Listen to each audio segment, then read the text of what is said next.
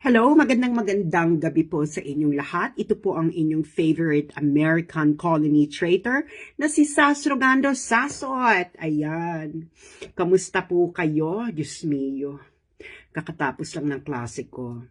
Chinese lessons. Nakakaloka na ang aming mga lessons. Pero, laban para sa kaputahan. Hello everyone! Ayan, binabati ko pa lamang ang mga kakatune-in pa lang.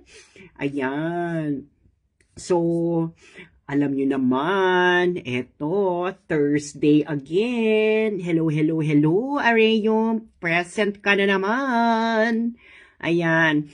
So, magandang ating topic ngayong gabing ito. Ang pamagat po nito ay International Cooperation explained ng isang tambay sa kanto, Rational China